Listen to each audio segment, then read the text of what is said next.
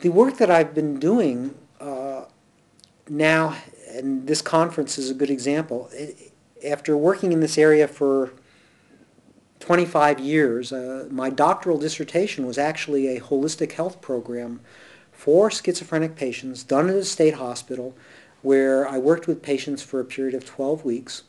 Along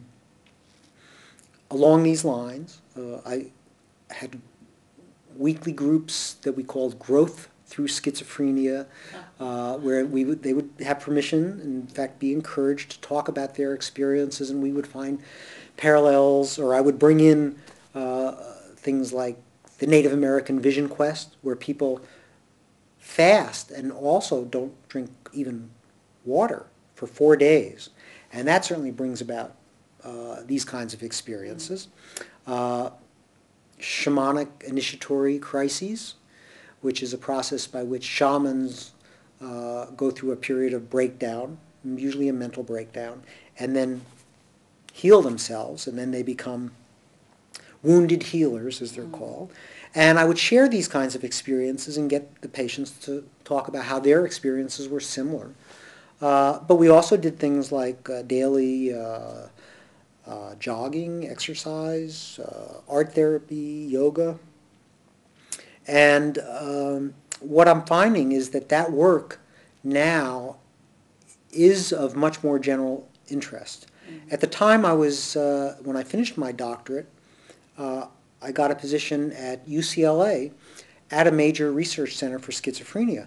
But what I quickly saw is that they were so locked into the biomedical model that they really, I was given very concrete advice that if I wanted to do anything like get tenure, I would need to change these interests.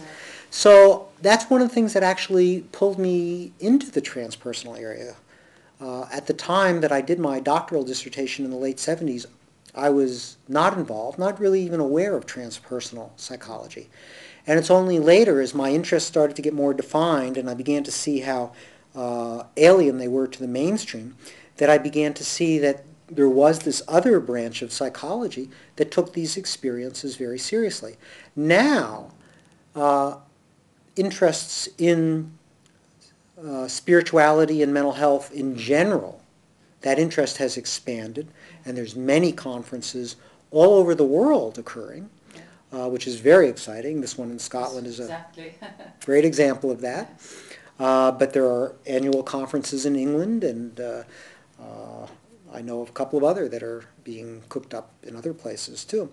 So I'm finding that this work is now kind of coming to some fruition, so I personally am being asked to write and present on this topic, even by organizations that have been very traditional in the past, like the American Psychological Association. I just finished writing a chapter for the American Psychological Association Press on transpersonal perspectives, transpersonal approaches, clinical approaches to psychosis.